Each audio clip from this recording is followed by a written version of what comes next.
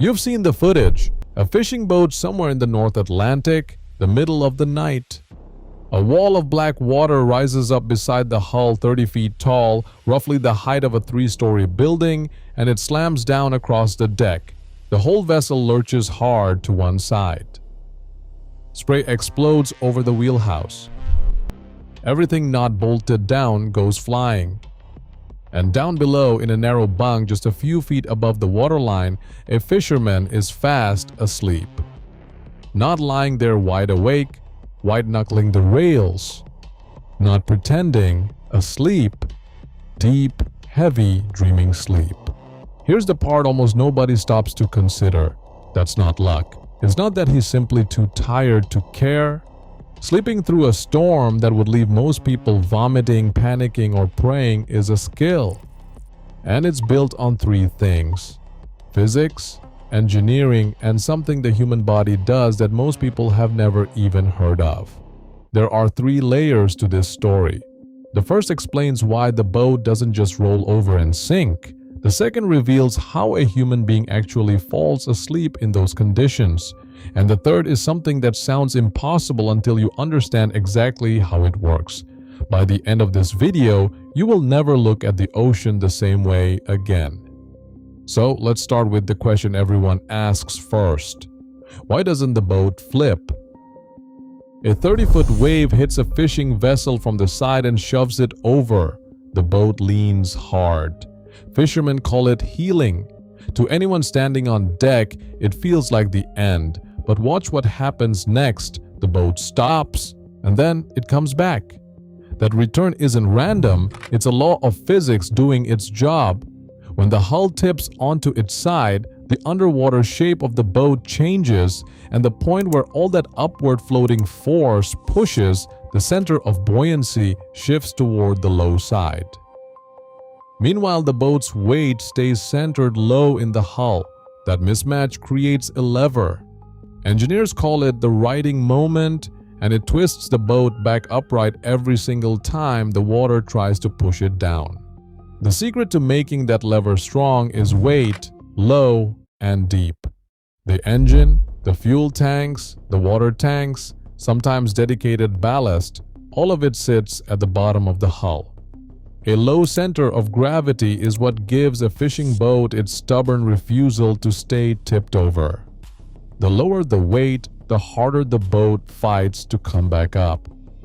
But builders don't stop there. Running along the curve of the hull are 2 long thin fins called bilge keels. They don't look like much, but as the boat rolls they drag against the water and kill the momentum, cutting the severity of the roll by up to a third. And many fishing boats add one more trick: paravanas. These are weighted fish-shaped devices hung from poles that stick out from both sides of the boat.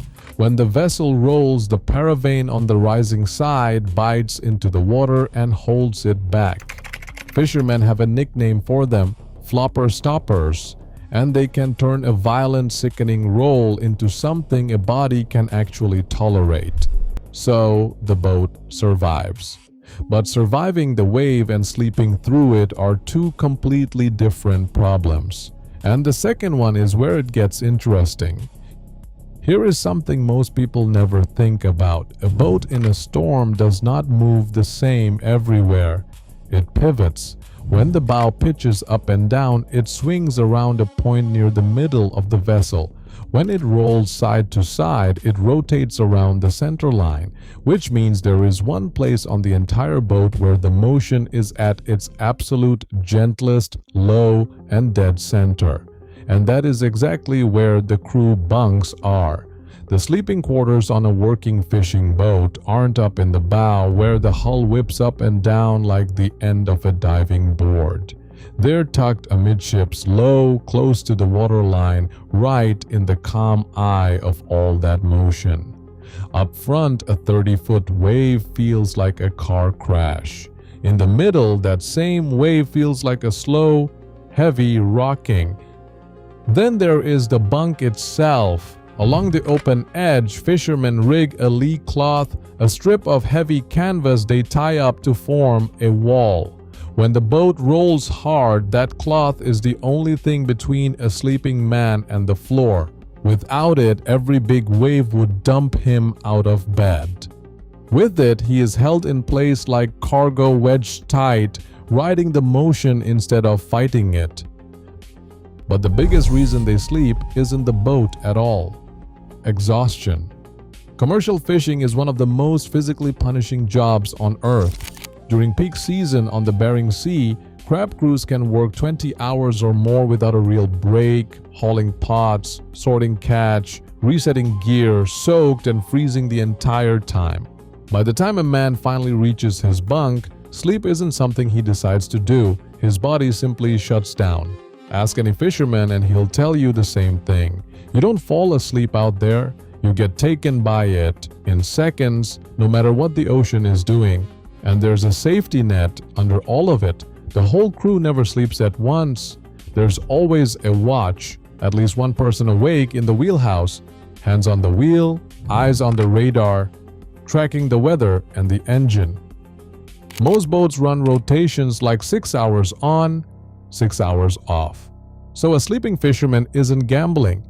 He knows someone he trusts is steering the boat through the dark while he rests. Now, the third layer. The part that sounds impossible. New crew members get violently seasick. That's normal, but within 2 or 3 days, something changes.